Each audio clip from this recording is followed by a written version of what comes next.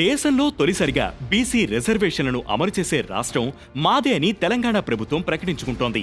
రాబోయే స్థానిక సంస్థల ఎన్నికల్లో బీసీలకు 42% కోటా అమలు చేసే దిశగా కీలక ముందడుగు వేసింది తెలంగాణ సర్కార్. బీసీ రిజర్వేషన్లతోనే స్థానిక ఎన్నికలు నిర్వహించాలని, ఇందుకోసం 2018 నాటి పంచాయతీరాజ్ చట్టాన్ని సవరిస్తూ ఆర్డినెన్స్ తీసుకురావాలని కేబినెట్ నిర్ణయించింది. ఇప్పటికే మార్చిలో జరిగిన అసెంబ్లీ సమావేశాల్లోనే బీసీలకు 42% రిజర్వేషన్లు కల్పించే 2 తీర్మానాలను ప్రభుత్వం ఆమోదించింది, కేంద్రానికి పంపించారు. అవి కేంద్రం వద్ద పెండింగ్ లో ఉన్నాయి.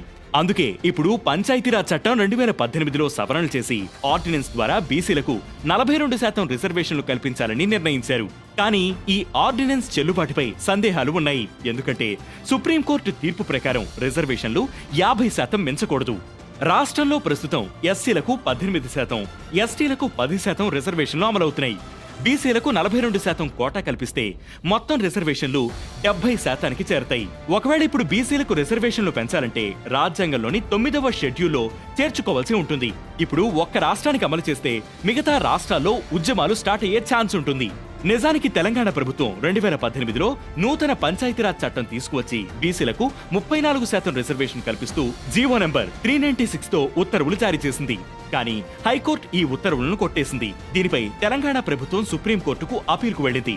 సుప్రీంకోర్టు ఆమోదించకపోవడంతో రాష్ట్ర ప్రభుత్వం అపీల్ వెనక్కి తీసుకుని ఆర్డినెన్స్ 2/2018 జారీ చేసి బీసీలకు 22% రిజర్వేషన్తోనే పంచాయతీ ఎన్నికలు నిర్వహించింది.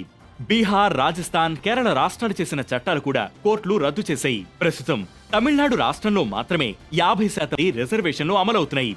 అక్కడ కూడా 1990లో మొదటిసారి ఆర్డినెన్స్ తీసుకొచ్చి చట్టం చేసినప్పుడు రాష్ట్ర హైకోర్టు కొట్టేసింది.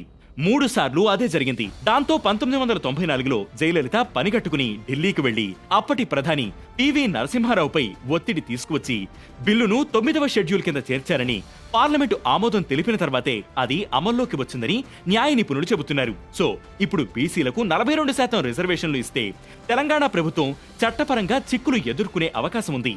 మరోవైపు సెప్టెంబర్ 30 లోపు స్థానిక ఎన్నికలను నిర్వహించాలని హైకోర్టు గడువిచ్చింది. మరి రేవంత్ రెడ్డి సర్కార్ దీన్ని ఎలా హ్యాండిల్ చేస్తుందో చూడాలి.